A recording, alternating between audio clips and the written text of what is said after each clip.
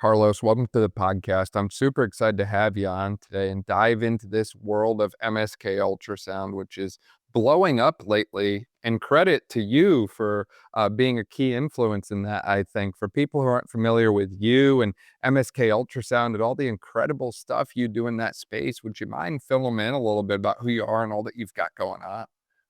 Yeah, so well, thank you for having me, first of all. And I know it's been a few days and weeks to get together and finally do it, but I'm excited to be here and huge fan of your work and everything you're doing as well. So keep on doing what you're doing. But yeah, just a little bit of my background. I mean, I'm a PT by degree, right? So bread and butter, DPT, a lot of rehab stuff early in my career, working in sports, and I was I was a lot more into end stage rehab and looking at ACLs, return to play, all these things. And as I don't know, as I get older, I guess, or evolve in my career, I was being exposed to ultrasound, diagnostic ultrasound more specifically. And first time was in Europe. So Europe, when I was working there in soccer, I mean, most teams have that in their teams. Obviously, you have an MD, medical doctor. In Europe, they have doctors working within the teams. So it's a different model. But then I saw it use it frequently, and that was early in my career, probably like 4 years in. But then I moved to the US, going back here, and then I saw it again when I was working at the Olympic Committee. So we had some people there that would train as an RMSK, and I was like, wow, this is cool. They were doing some hamstring stuff and other things. I was like, wow, I love this. So as I move on in my career, went to work with US Soccer, saw it there too to make decisions for return to play and different things on the field, like pretty much day-to-day management as well. So it intrigued me a lot, but obviously at my roles at the point I couldn't do much of that because when you're working with teams, you have roles that are very set, they have boundaries, which is understandable. But as I move out of sports, now working in the tactical world, which I work with the US Space Force. Um, and before this, I had the freedom to kind of like train myself. I mean, went to different people, train and mentors and all of this, money, resources, and time, which we can get into it. And I know that's one of the obstacles I hear a lot in the past. Like, how do you get confidence and proficient in this? So it's just been now is a closing the loop and the circle in my career is like I'm more of a back again as a clinician, but being able to make more decisions and diagnostic ultrasound has definitely changed my practice for good. Um, but it does takes time to master. It's an operator dependent tool, right? But it's possible. In the goal with my company that I've created, it's an educational platform specifically for PT, ATs, chiropractors who wants to get their training. Um, and I go and train people and do mentorships and all these things. We can talk about that more. But all in all, I've been a sports guy, now more clinical, working in tactical world, and then just kind of like using ultrasound, and hopefully you can bring it over to a lot of people in PTs and ATs and chiropractors that can use it clinically day to day if possible. Absolutely. That's incredible. And I really admire the work that you're doing to bring this into the rehab space that way. Is I think MSK ultrasound has potential to be the next thing that really has that lasting ripple effect and impact on our profession and really changes where we end up in the future here. I think now more than ever, when I go into a clinic, if I'm treating in an outpatient orthopedic clinic, maybe doing a little PRN work, or even just thinking back to my time in Maryland. That way, people come in and they expect results and they expect Mhm. results fast. And insurances also expect results fast. I've told this story on several episodes lately how I had an individual at a clinic I was doing some PRN coverage at who literally could only actively lift their right arm to 90 degrees. And we were Mm. authorized 4 visits to fix that. And it's like, well, you better know what you're doing if you have Right. 4 visits to go from 90 degrees to 180 degrees. No, by the way, it's been like that for 2 to 3 months, right? So I think MSK ultrasound enters this space at the perfect time because we have this growing issue of we need results and we need to know what we're working with so we get those results quickly. But also, as you mentioned, there's challenges on the reimbursement side. And I think being able to justify what you're treating with an image, because now we're trying to argue over a picture instead of what one test or two tests showed. And it's a little bit more difficult to argue with the picture, or maybe even you go the cash based route, because I found a lot of times people are willing to pay extra for something unique like this. So I'm truly excited to see where MSK Ultrasound takes us in the future, because just to start the conversation here, I think this is something that we need in the profession, and we need it now, or maybe we're even a little behind the eight ball and we needed it years ago. Well, I mean, you hit the nail like on the head, man. I think I feel like these days, I mean, let's go rewind back a little bit. So when I went to the APTA CSM this year, which is 2026, so people know that. Basically, they are. I know they've been pushing like, yeah, PTs have to be, primary care, not physician, but primary care for people in rural areas or underserved regions or outpatient clinics down the corner, right? So if the way they're seeing MSK ultrasound, they're gonna have a big push on having clinicians or people avenues to train people to become that person, to be the MSK ultrasound person for your region or for your town or for your city, whatever that is. Because reality, there is no other people that have our skill sets, first of all, as a clinician, right? So we are great clinicians. We are movement specialists. We know our tests, right? Like your shoulder stuff, all the diagnostic testing that we do clinically. And now adding a layer of imaging, it kind of gives you an edge to help people, like you said, fast results and being able to say, hey, this is not as bad as we thought. I think we can manage it now. It's going to take this long, right? When without getting too much into the diagnostics if people are not comfortable.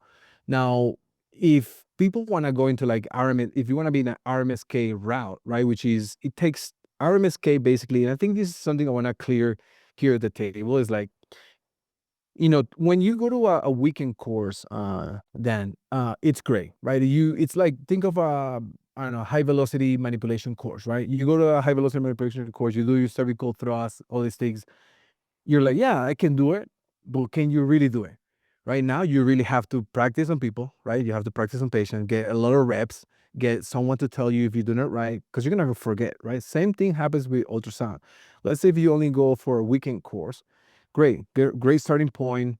Now, would you feel confident enough to put this on a patient that you just eval, and would you feel confident telling them what you see on the scans the next day that you took that course?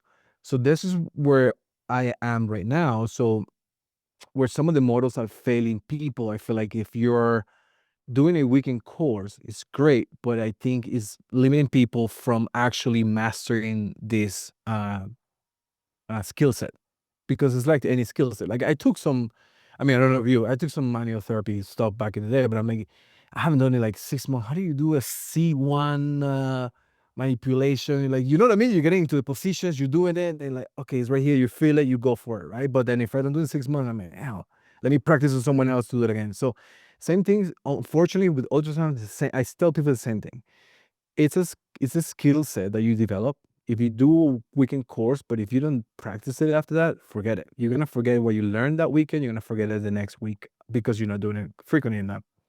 So where I feel the training is failing these days because of that, I feel like people underestimate a little bit of the training and how to actually master these techniques, this skill set, because you really want to master it. You need to have someone to help you through the process. Either I would suggest, not because of my company, there are other companies in the US. So either do a mentorship program, a fellowship program, or something that will help you in a year and a half to feel really confident. Just what people are doing for a COMT, right? For a manual therapy fellowship or something like that. So I think that should be the best route for a lot of people.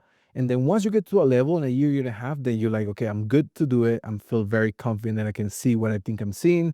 I can write a proper report and I can get my RMSK. And then now you can bill for it. Because some states, as a PT, I can write my report, send it. Some insurance is actually paying for it. and there is decent reimbursement for it.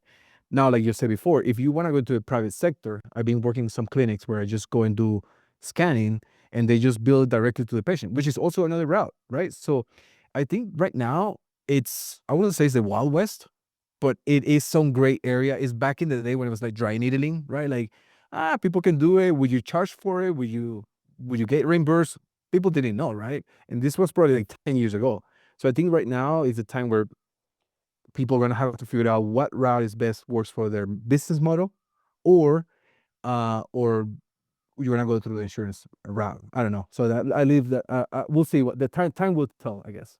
And I think there's two distinct pathways, I'll call them, for using MSK ultrasound in the clinic that way. And one is, as you mentioned, the assessment side of things, right? Like maybe someone comes in, an athlete comes in with a hamstring strain. I know that never happens in sports, but it's like, hey, let's take a deeper look at this. Let's take a look at the hamstring musculature and see, where is this injury occurring? What specific muscle group, if we can differentiate a little bit more? How bad is the injury itself? That way, really kind of tease out some of those details early on to help guide the rest of the treatment. But the other element I see is just like you mentioned in relation to dry needling. It's like you can also now use the imaging to guide a lot of your interventions, right? Like you Mhm. can do ultrasound guided needling instead of search and destroy, palpate, hit it where it hurts, hope for the best, right? I think Right. everyone who's dry needled has done that once or twice. And it's like, it'd be nice to have just a little bit more of a in-depth look of what we're doing and where we're going with this. Cause I think I'm on the right spot. I've done it a number of times. Sure, they feel better afterwards, but could I have done something different? Could I have Mhm. done something more that way? I'd love to hear more about how you're teaching the clinicians that work with you through your programs, whether that's on the weekends or with the fellowship program that you have and so on.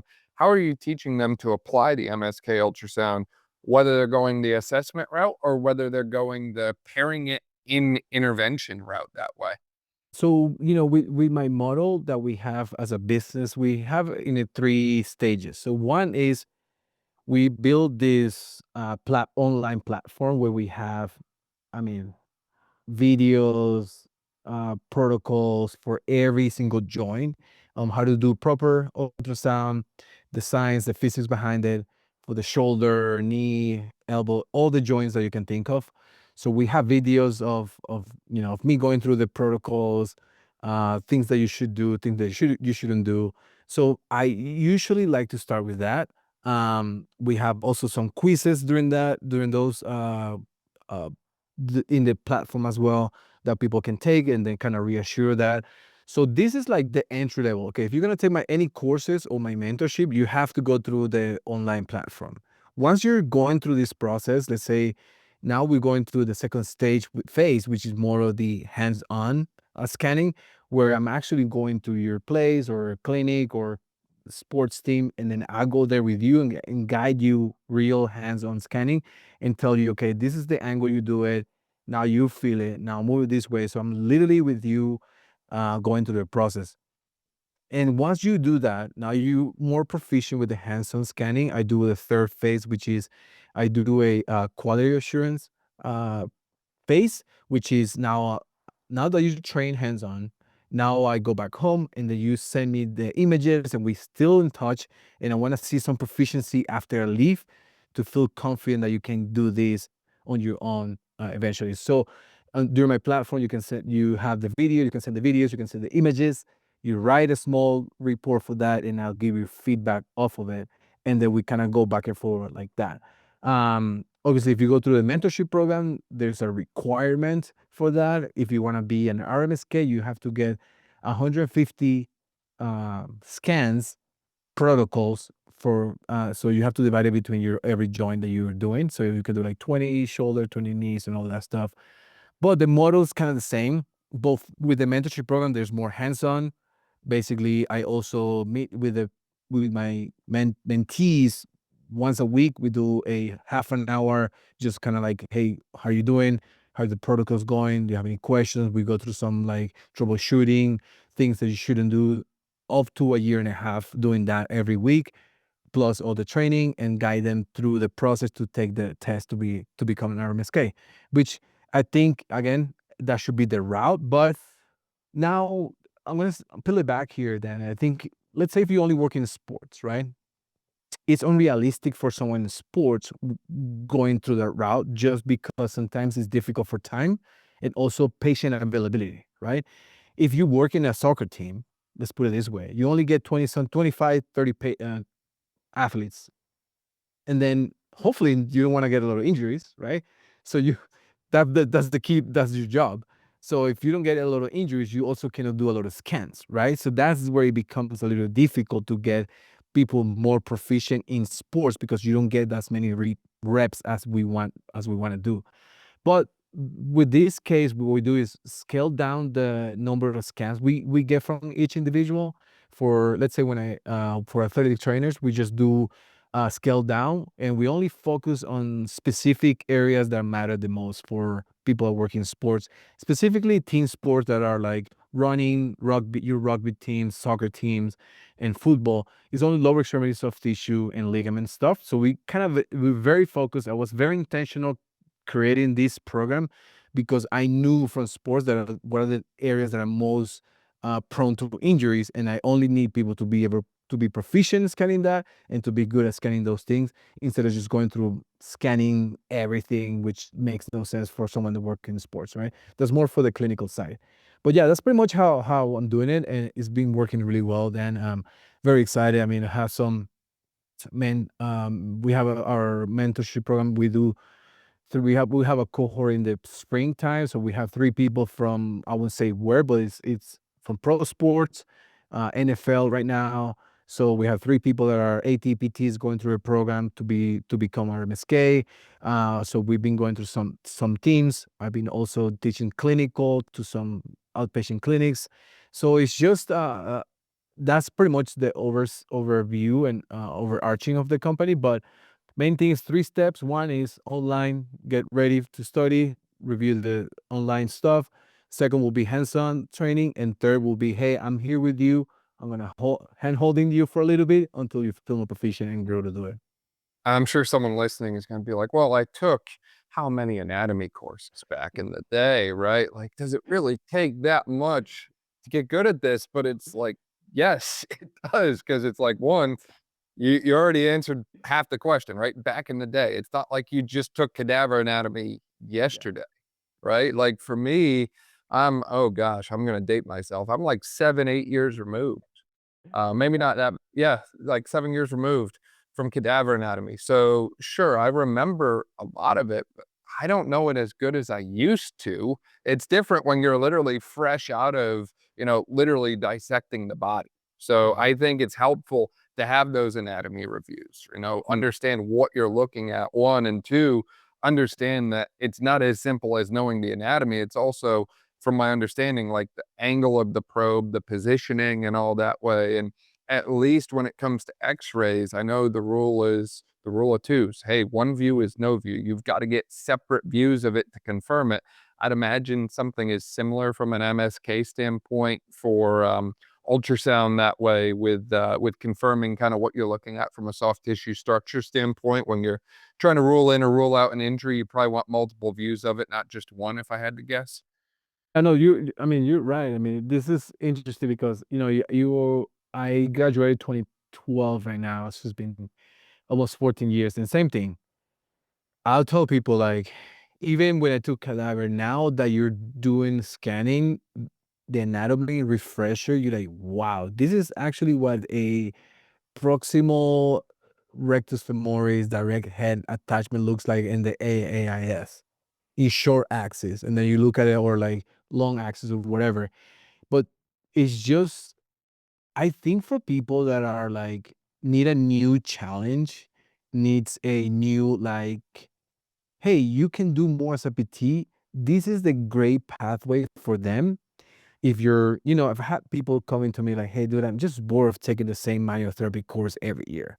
Like, how many ways you're gonna rehab an ACL? Has the research changed significantly in the past 5 years for rehab? Maybe not. In the 10 years, probably, right? Because science takes time to build up and then change practice. But this is a great tool for people to kind of get excited behind it and be able to use it again and relearn some of the anatomy that I didn't know. When you're tracking some of the nerves, like you're looking at the sciatic nerve and it's splitting into your tibial nerve and your common peroneal, you're like, oh shit, this is how it goes over. You're like, okay, that's cool. You know what I mean? It's like, we're not reinventing the wheel, but I think it kind of enhances your care significantly and also the trust with your patients, right? I think your patient will trust you more with it. But before I continue, tying this to the dry needling and ultrasound guided, you really have to be proficient on your anatomy again. Because like you said, let's say if you're actually aiming for, let's say piriformis, right? So you're gonna go for the piriformis and you're like, I want to go there. You put the probe, you know you are in the right area, but then you're like, well, what if I want to go more proximal? You want to go into the quadratus externus or any other area in the region. So you want to be sure that you're hitting the right spots.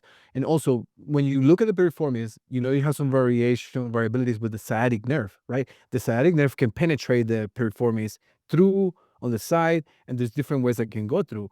Would it change clinically the way you do your needling? Maybe a little bit, but what it comes down to, I think, is you you know what you're doing, right? Like that's what I feel like sometimes you can do it blind, and I've done it blind. Like, would it change my practice a lot? No, but sometimes it can. Let's say if you're doing it, some tendon, let's say you're looking at a patellar tendon, you want to really get into a tendon in the area that they have some tendinopathy or some, changes in there. So you want to really go in a different angle because if you put the needle straight down, right, you're going into the fat pad, right? So these little things, it actually could enhance the care and change practice. Same when you're looking at your supraspinatus at detachment. Okay, you probably suspect something there. You may want to like influence the healing in the area, bring more blood flow, blah blah blah, whatever your philosophy is with needling. Or if you're doing tenotomy, if you're an MD, then you need guidance for this because doing this blind will not get you far. Um, Man, there's so many. So with dry needling, I think, let's say the QL. It's funny enough because I posted a video not too long ago, and I was like, let me just put this one out there. So I posted a video of how to dry needle the QL and how to needle the psoas muscle from from the trunk. And y- I think that video is just people loved it. Like, people are like, wow, this is so cool. Like I could actually see the psoas muscle deep down into my its attachment within the vertebrae, L4, L3. Yes, you can. You can get that deep, and you can be very confident that you won't be going anteriorly hitting the kidney or some neurovascular stuff in there. So it is a great tool. People I think these days, Dan, I think you probably talked about it before. The handhelds are pretty accessible these days, right? Like, I mean, you can buy one for as low as like $3,000 up to obviously your graded diagnostic stuff. But I tell people like you can buy one for 10,000 if you want to be like good with diagnostics. But for handheld for basic stuff, you can start with $3,000 to $5,000. So it's definitely accessible these days. And I think you nailed that perfectly because I think about some of the different things that I see clinics spend money on because everyone's going to say, Mhm, well, we don't have it in the budget. We don't have the money mhm. for it. It's like you just spent 8 grand on a treatment pulsed ultrasound tower that's going to collect dust for the next 5 years. You have 4 grand to literally get a base level MSK ultrasound imaging tool for your clinic. And from there, kind of like you mentioned, you can go up and you can get the Rolls Royce equivalent of this. Yeah. But I think ultimately knowing where to start, and I know that's another place that you've provided a ton of educational resources for people in the past, right? It's like, where do I go from here, right? You take a dry needling course and they're like, oh, go buy these needles, or these are the ones we used. You've got that covered as well from the actual MSK ultrasound probe, which I think is super, super helpful. And one of the other things that you were mentioning as you were talking about some of the different structures, whether that be tendon or muscle or tracing a nerve and so on that way, I think about some of the conversations I've had with individuals in sports lately around pre-participation screenings, right? Whether that Mm, be movement assessment or a lot now are incorporating force plates and dynamometers and tech into that. And some are even doing EKGs and more of a advanced physiological side of things. And I know in certain sports like baseball, some programs are even doing pre-participation MRIs of the shoulder yeah. and the elbow that way. Do you see MSK ultrasound fitting into that in the future as well, where it's like, hey, as part of your physical, as part of the clearance process, we want to get additional imaging of some of these soft tissue structures. Maybe, maybe you've had a history of tendon issues in the past and we want to image the tendon a little bit or something like that. Where do you kind of see this fitting in the future in relation to that pre-participation screening algorithm, if you will? Yeah, I mean, there's actually good evidence already. There's one research from the NCAA that followed a team at, if I'm not mistaken, maybe a couple seasons, and they looked at tendons. So they look at the Achilles and patella tendon, and they found that, which is very interesting. I think I actually posted this recently too. I went through it as well. I have an article on my website, a blog that I wrote about it. But what they found was basically that people, this is where it gets into the structure and function, right? And as a clinicians, we always go back to, well, functions matters the most. But in this case, they found that they also, people that have some type of changes on their tendons, you can actually estimate some time loss during the season, for that season, for that athlete. Not all of them had issues, right? But there's the ones that didn't have any changes in the ultrasound at the beginning of the season didn't have any issues. But the ones that had, some of them had issues. You know what I mean? So at least adding this layer as a screening tool can help you definitely be more proactive in how you care for your athletes, and have on your radar, hey, these guys are like, if you're talking older athletes, they probably need some different management, right? Load management, because they already have some tendon issues that you already saw from before.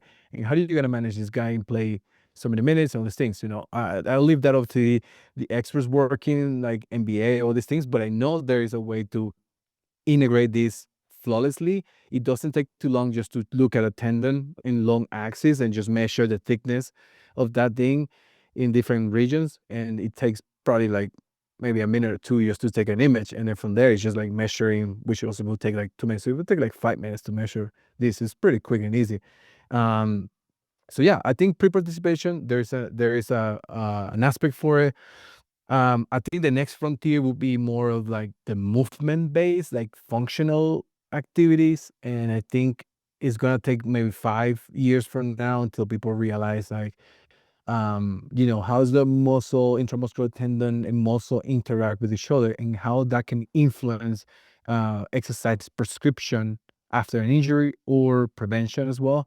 I think that's interesting because when we do an exercise, we think we know, but we don't know, right? Like what's happening internally, we don't know. And I think ultrasound could be that frontier where you put the probe in a rectus femoris and see how it actually interacts with like the muscle fascicles, the intramuscular tendon during a squat, during a leg extension, during a reverse Nordic. And you can kind of see now how actually the fibers are moving around that. And you can determine if someone has a myofascial injury or muscle injury, what is the best exercise for that specific region. Now you're getting more into this, but I think right now it's just clinical, conceptual, theoretical, which from clinical work we know that, but we don't know what's actually happening. And I think this tool can actually open the door. And like, I think I see it. Some people are doing it, and it's just early enough. More case studies at this point, but I don't know. In the lab, they will have to like look at it internally better. That's super fascinating to be able to incorporate it from a dynamic standpoint. And even when Mhm. you mentioned earlier about what things look like at a shortened versus a lengthened position Yeah. of the muscle. And the other thing I'm thinking of is I just had this not too long ago with someone that way where they had a core muscular injury, right? Mhm. The abdominal wall. And that's an area where we love to order MSK ultrasound. And even just looking at the difference in the images when the individual is just laying supine, just chilling, Mhm. versus deep breath versus legs up, right? We change the intra-abdominal pressure. That changes what we get from an image standpoint, and it starts to give us more of an in-depth understanding of what could be going on and also what we're doing with our Mhm. exercises, right? Because certain things maybe are going to increase intra-abdominal pressure, right? If Mhm. we're doing that, what is that doing to the localized structure that way? And I've also been interested. Obviously, I haven't been able to do this myself, but there was an individual I worked with a little bit, about 6 weeks ago, give or take, that actually had a open inguinal hernia repair, which Wow. is interesting because most of them are done arthroscopically or with the assistance of a Da Vinci robot, and most don't really end up in physical therapy, in my Wow. experience. But this individual had a very large incision and had a very pronounced scar where the incision was made. It was a large incision and just a lot of pain around the incision site. And I just couldn't help but think to myself, I would love to just see what's going on Yeah. underneath this. And also, what effect are we having when we do these things, right? Because Yeah. the other element is this test retest method that I know a lot of people love that way. Is it's like, could we literally intervene with something other than dry needling? You know, maybe it's exercise, maybe it's our home exercise program that we give the patient, maybe it's some other kind of manual technique that we like, whatever it is, and then re-image it and just see, hey, does it even look different? Like, did we Yeah. actually change structure, or are they telling us they feel better? And, you know, we didn't actually change anything structurally, but hey, functionally, there's improvement. Because I think ultimately there's always this debate in our profession of if the issue is mechanical or if it's neurophysiological. And I Mhm. think that MSK ultrasound kind of gives us the ability to look under the hood in a way nothing else can, to Mhm. really help decide which one of those two it is. And even going that neurophysiological route for a second, like you mentioned before about the ability to trace nerve pathways, it's Mhm. like that's a lot better, in my opinion, than a neural tension test. Like, Yeah. you know, Yeah. I'm sure 9 out of 10 people, I'm making that number up, but I'm sure a bunch of them would test positive for a sciatic nerve tension test, right? If you Mhm. grab 10 people off the street, I'm sure a ton of them, if you put them in a slump test, they get uncomfortable. But it's like, Mhm. does that truly mean we have something, or does that just mean we might just need to look a little deeper to confirm, Mhm. right? And again, and this is where, I feel like if you're in the rehab world, this can help you with so many things. Going back to biofeedback, which let's pause on that for a little bit because on my platform, I also have a biofeedback training module, which is exactly what you're talking about. We go over, we look at the bladder and the pelvic floor muscles. We look at your lateral aspect of the trunk where you have your internal oblique, external obliques, your transverse abdominis there, and then we go around and we look at your multifidi and all these things. So there's been research on this then for the past 20 years. I think something happened that people it didn't pick up much of momentum. So I think when I was looking at all the research to kind of go over and do a course on this specifically, 2006, 7, everything stopped. Then now it's picking up again. So I think something happened between that time to now that either people didn't see. One of the issues with that is like people, you can see the structure. Like again, is it neurophysiological, mechanical, or structural? You can see the structure, but that doesn't mean functionally this person will present different way. And when I get that argument and I get it, I'm not a radiologist. I'm not a sonographer. I don't get offended. I'm like, yeah, I see some stuff in there that I'm like, dude, this is significant. You're fine. It's gonna hurt a little bit. Gotta load it, right? Gotta move. You're gonna be fine. But where I think we can kind of compromise the clinical world to like imaging is that let's also accept that if you look at a multifidi, for example, then and you have some fatty infiltration with chronic low back pain, that probably there's something to that that is affecting this person's low back pain, right? Not saying that because you have fatty infiltration, you're gonna have pain, because there's also research that shows that you have fatty infiltration and doesn't necessarily mean that you're functionally debilitated, right? But if we're working with N01, right? If it's your athlete coming to you in the doors and he's like expecting you giving answers, and this is another tool that you can do in your barrier tests. And you can say, hey, dude, I see this. This might influence that. Your muscle is not, it has some fat infiltration and it's not as a healthy muscle anymore. We gotta work through this, right? At least you got that tool besides all your strength testing that you're doing, right? Probably.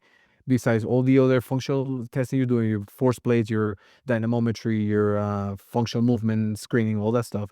This can definitely add a deeper layer that people are leaving on the table.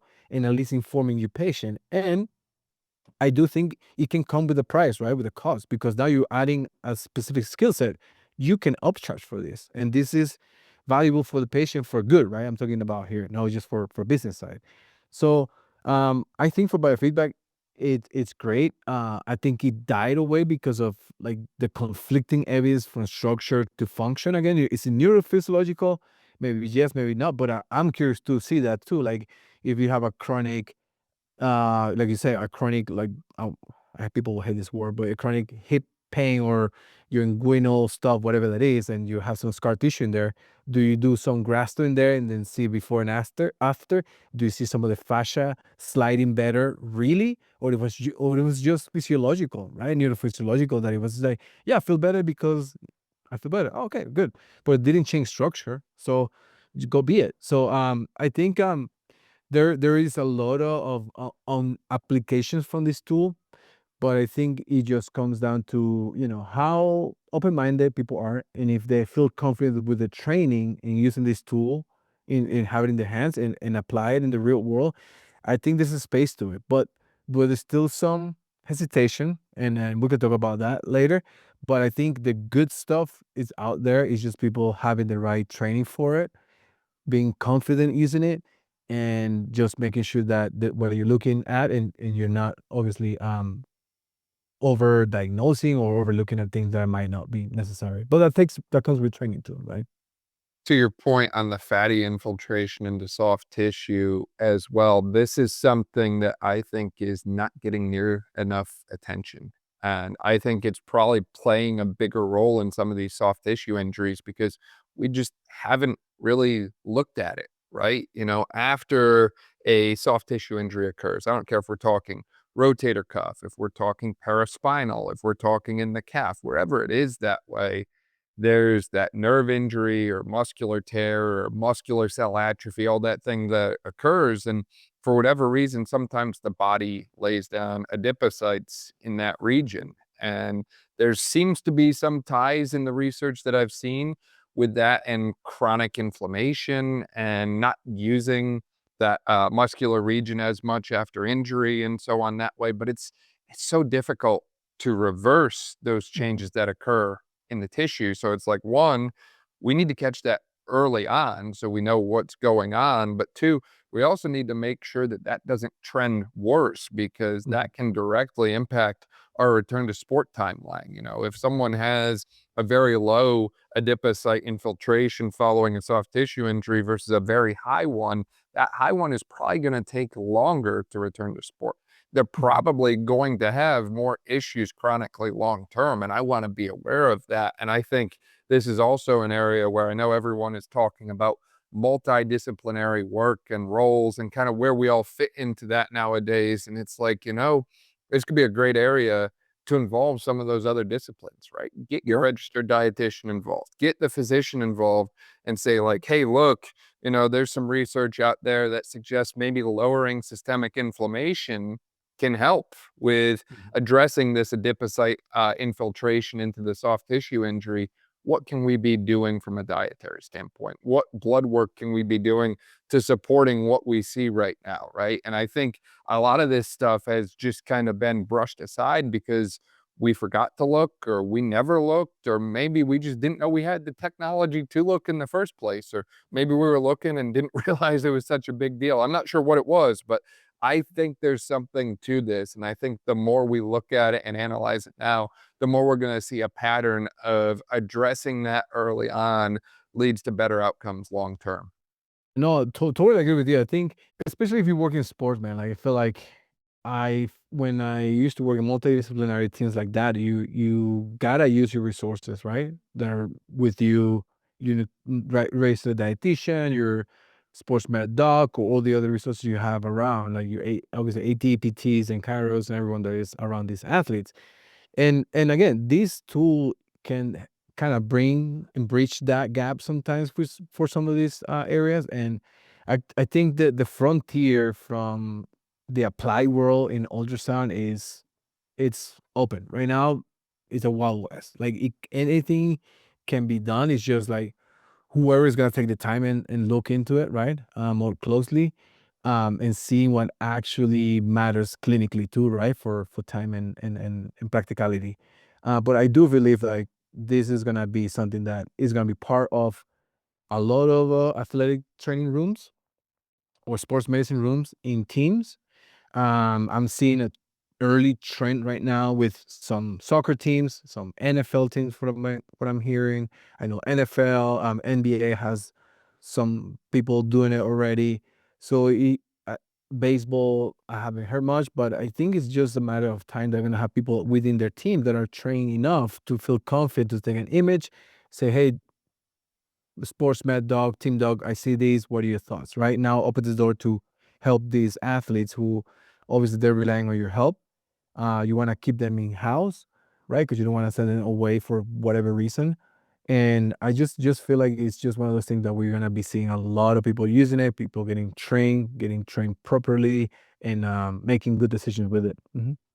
What have been some of the more unique case studies or things that you've seen on imaging using ultrasound yourself clinically? You know, have you seen maybe like that 1 in 10 where the sciatic nerve actually pierces the piriformis muscle or something like Yeah. that? Or what kinda unique stories do you have for people listening?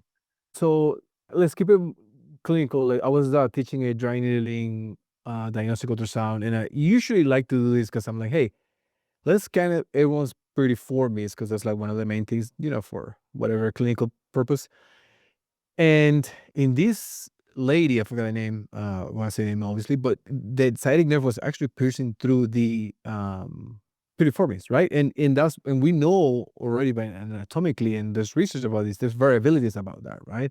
Where the nerve will go under the piriformis, might go through, or might split, or whatever that is. So in this case, she had her nerve going through that piriformis, and I'm like, now this person, and she's a PT, right? I'm like, we were just talking and hanging out in the clinic, and like I'm teaching, I'm like training them, and like they're like, yeah, you know what? This is the side I always feel like some nervy discomfort. Like for some reason, I just like I stretch, I do this. I'm like, well, it makes sense, right? Like you're gonna do a tons of stretches, but that nerve is just being compressed there. Like, but she didn't know until now. It was just like randomly we found it. So it's nothing groundbreaking, but again, it informs your clinical decision at that point. Now, if you're working with a real patient, I'll be like, hey, you have this, I see this, and this is maybe why you have your pseudosciatic nerve pain or discomfort or piriformis syndrome. And it makes sense why you have discomfort. We probably have to work it in a different way than just doing sciatic flossing. I'm just saying something. So that's one of the cases. I mean, clinically, I see clinically, obviously in sports is like your typical like come out hamstring stuff. You put it on there. Okay, how bad it is, send the images to people, to your docs, and then okay, is it really bad to get an MRI or not? That's kind of like the easiest one. Other times has been where people, some athletes hiding injuries. You know what I mean? Like they're like, oh yeah, I feel okay, but why you still keep coming to the clinic? Like, what do you need?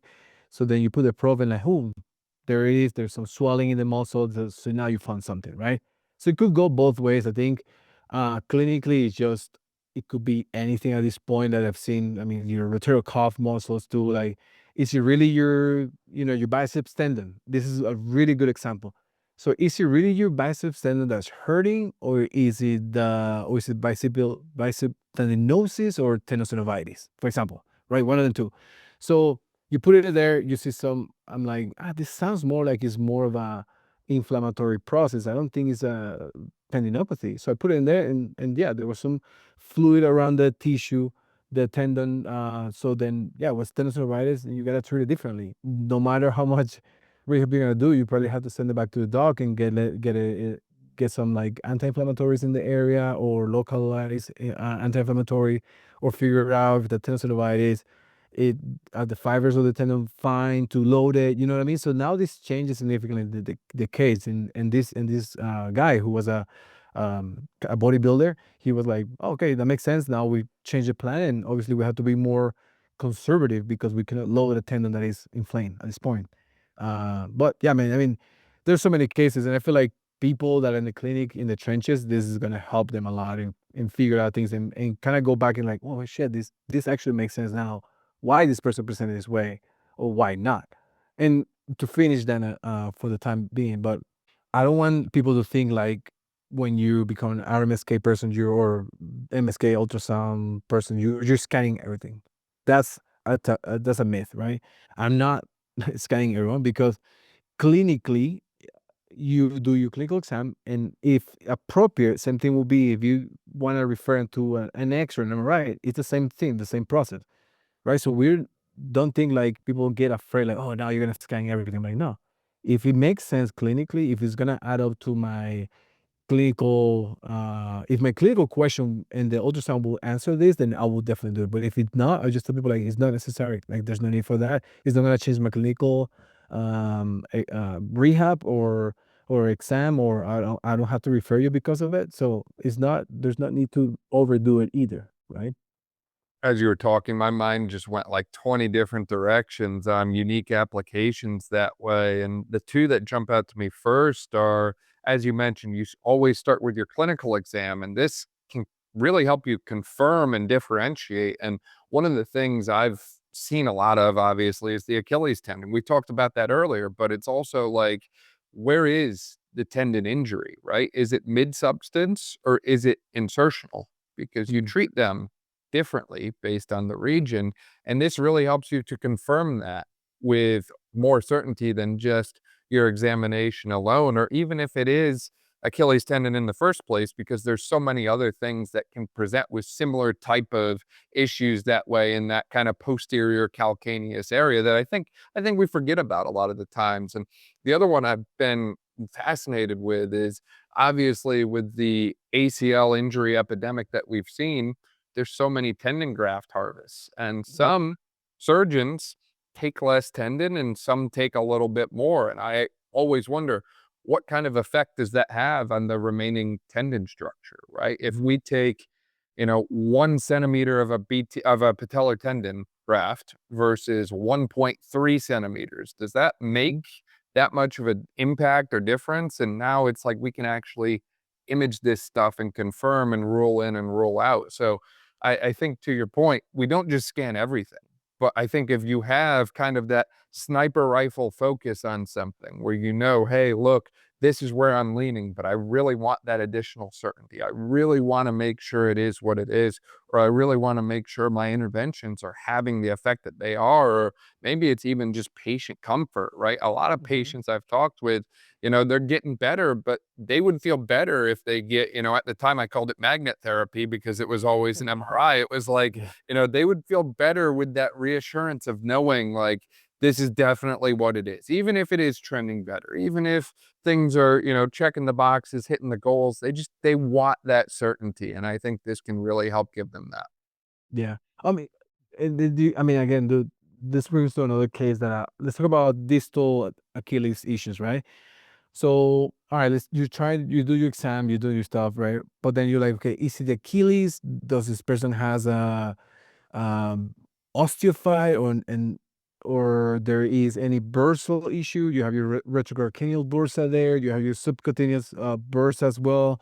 So I'm like, this can not, and then not only that, that's more than static, right? And then that will definitely change your case because if you have a bursa that is inflamed in the area, now you're gonna treat that differently, right? Because now you're dealing with the bursa, it's not a tendon anymore, and you okay, what do I do? Okay, now what about this? What about if it's the plantaris? Now, is it the plantaris? And it runs very intimate with the distal aspect of the tendon. The only way you can kind of know this clinically because where it runs, but not all the time will be the same case. So it can help differentiate. It can help you with the management. And again, you don't have to make the decisions. I tell people like, hey, if you see that certain thing, if you don't feel comfortable with this, you just contact your team doc or your docs in the area, whoever it is. Like, hey, I see this. What do you think? Right? Like, if you have that confidence with them, because you don't have to make those decisions. You're just there to help your patient.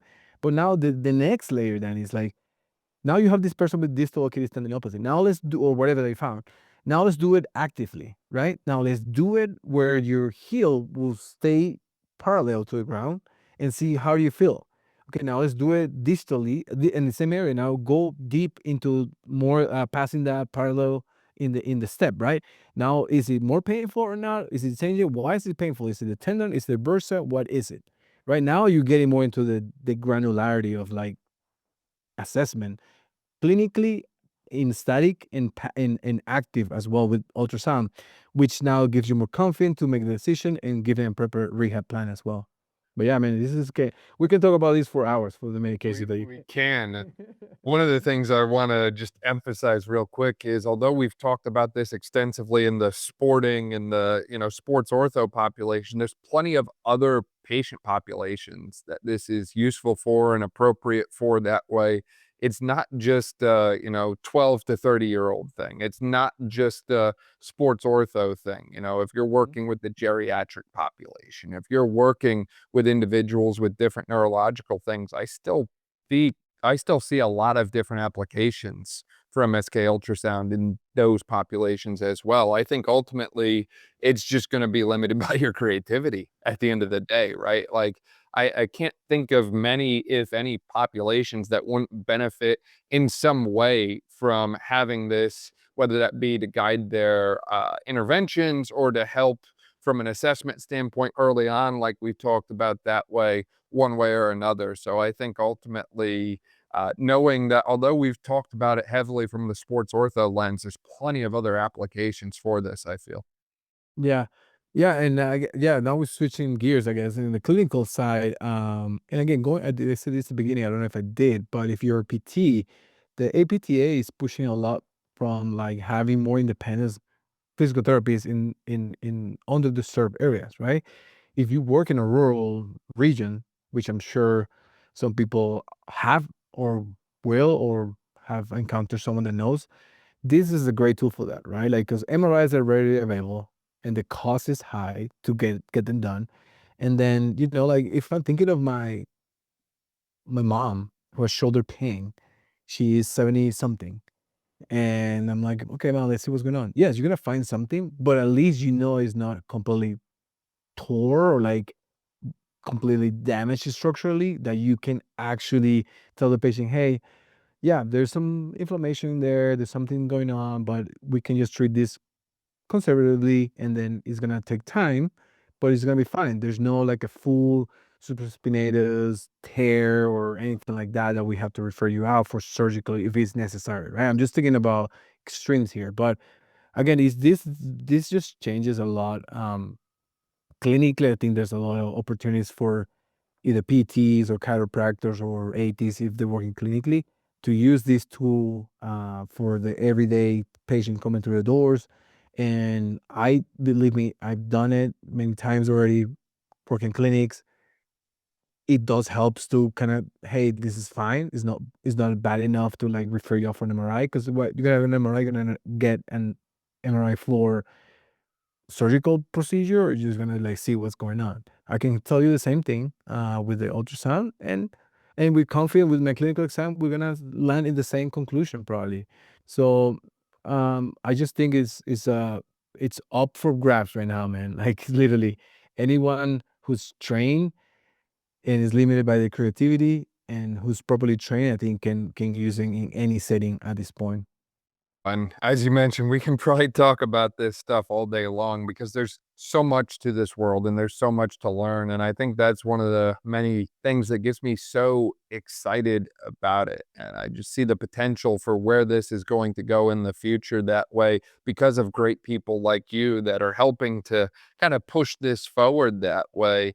For people listening who want to find out more about you and Pura Health and the course you offer and so on that way, where can they find you at online? Yeah, so if you go purahealth.net, that will be our main website. If you're also go Pura Health underscore diagnostics, that will be our Instagram, and LinkedIn will be just Pura Health as well. And then you find us there. That will be the main route. I think we are pretty active in LinkedIn. We are pretty active on Instagram, putting different content there, and also we do almost weekly blogs. If you sign up as a member or something in our website, you will get weekly blogs that we like to write that are applicable for clinicians working in the orthopedic or sports world. You're definitely gonna benefit from it. That's awesome. We'll link to that in the description below too. That way, if you didn't quite catch it, you can just click there and see everything that Carlos and Pura Health offers. Is there anything we missed as we were chatting today, or anything else you wanted to close out on, Carlos? No, I mean, I want to say again, thank you, Dan, for giving me the chance to kind of bring this to your people, and I appreciate it. The one thing I want to say is that hopefully, if you're gonna go into this route of MSK ultrasound, just try to look for proper training, and if you can, mentorship, because I think that way you're gonna become a very good MSK ultrasound sonographer and clinician as well with it. But you need the proper training, and that's the only thing I want to say, because I really do feel very passionate about it. But I want to make sure that people are trained well and that they understand what they're capable of with that machine. Absolutely. No, that's great advice and great insights, Carlos. And I really appreciate all the insights that you shared with those listening today. You're a wealth of knowledge that way. And I'm sure that people will continue to learn so much from you that way, because you're constantly putting out such great content there, man. I really appreciate your time today, and I'm looking forward to having you back on very soon. Well, thank you so much, man. I appreciate it.